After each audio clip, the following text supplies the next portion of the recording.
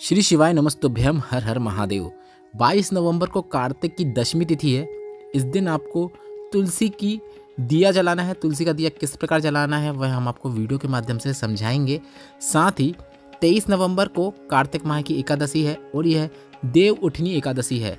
तो इस दिन आपको कौन सा उपाय करना है जो कि गुरुजी पंडित प्रदीप मिश्रा जी ने बताया है, उसकी जानकारी भी आपको इस वीडियो के माध्यम से प्राप्त होने वाली है।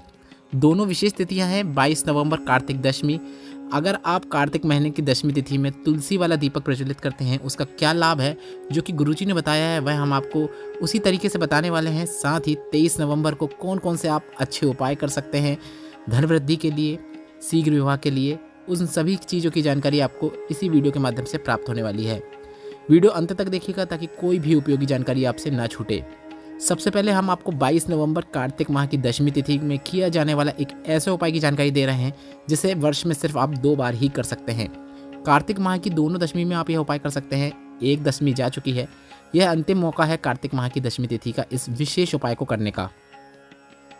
तो गुरुजी ने बताया है कार्तिक माह की दशमी तिथि को जो व्यक्ति तुलसी की डंडी को घी में भिगोकर दिए में रखकर अपनी कामना करते हुए उस दीपक को, तुलसी की लकड़ी वाले दीपक को प्रज्वलित कर देता है और उस दीपक से भगवान विष्णु या फिर भगवान कृष्ण जिनकी भी मूर्ति या फोटो आपके पास है उसकी आरती उतार देता है। भगवान की आरती उतारते समय भगवान का गुणगान करता है, भगवान का नाम स्मरण करता है।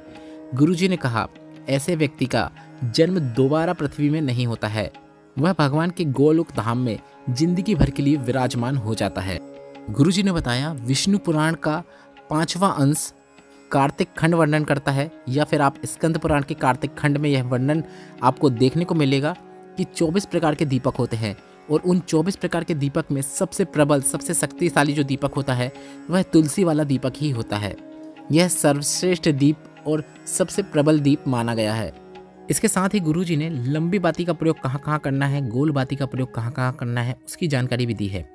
गुरुजी ने बताया लंबी बाती का जो दीपक होता है उसका प्रयोग हम पितरों के लिए करते हैं, पूर्वजों के लिए करते हैं। इसके साथ ही गुरुजी ने बताया बरगद के पेड़ के नीचे आपको लंबी बाती का दीपक प्रज्वलित करना चाहिए। पीपल के वृक्ष के नीचे आपको लंबी बाती का दीपक प्रज्वलित करना चाहिए। सभी देवियों के सामने आपको लंबी बाती का दीपक प्रज्वलित करना चाहिए। माता पार्वती हो, माता लक्ष्मी हो, कुल देवी हो, यहाँ पे आपको लंबी बाती का प्रयोग करना चाहिए। और गोल बाती का जो प्रयोग है वह हम हनुमान जी का मंदिर, राम जी का मंदिर, कृष्ण जी का मंदिर, भोलेनाथ के मंदिर में प्रयोग करते हैं।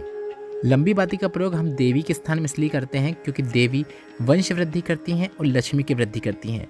वंश और लक्ष्मी बड़ा होना चाहिए, आपका वंश हमेशा आगे बढ़ते रहना चाहिए, इसलिए आपको देवी के सामने लंबी बाती का प्रयोग करना चाहिए। और गोल बाती का प्रयोग भगवान के सामने इसलिए किया जाता है, देवताओं के सामने इसलिए किया जाता है कि हमारा मन, हमारी चित्तवृत्ति सदैव आपके चरणों में लगी रहे और हमें भी वैकुंठ का वास प्राप्त हो। अब हम आपको 23 नवंबर देव उठनी एकादशी के दिन किए जाने वाले काफ़ी अच्छे धन प्राप्ति, व्यापार वृद्धि उपाय की जानकारी दे देते हैं। गुरुजी ने बताया अगर आपका व्यापार नहीं चल रहा है, व्यापार में घाटा ही घाटा हो रहा है, आपने व्यापार बदल के भी देख लिया, कोई सा भी व्यापार नहीं चल रहा है, तो आपको कभी किसी के पास जाने की ज़रूरत नहीं है। कार्तिक माह की जो एकादशी आती है, देव उठनी एकादशी जो होती है, उस दिन आपको एक विशेष उपाय करना है। आप तुलसी का जो पौधा होता है जिसकी आप पूजन करते हैं, ठाकुर जी की जो आप पूजन करते हैं, तो तुलसी के पौधे को जब आप पूजन के लिए रखते हैं तो सबसे पहले आपको नीचे कोई सिक्का रख देना है। आप कोई भी सिक्का रख सकते हैं जो भी आपके पास है, आप सिक्का रख दीजिए। उसके ऊपर ही तुलसी जी को विराजमान कीजिए, शालिग्राम को विराजमान कीजिए। इसके बाद पूजन कीजिए। जैसे आप पूजन करते आए हैं आपको वैसे ही पूजन करना है। पूजन करने के बाद जब आप रात्रि को, अगली सुबह ब्रह्म मुहूर्त में उसे आप उठाते हैं, जब आप उसको उठाते हैं तो उठाते समय आपको वह सिक्का अपनी झोली में डाल देना है।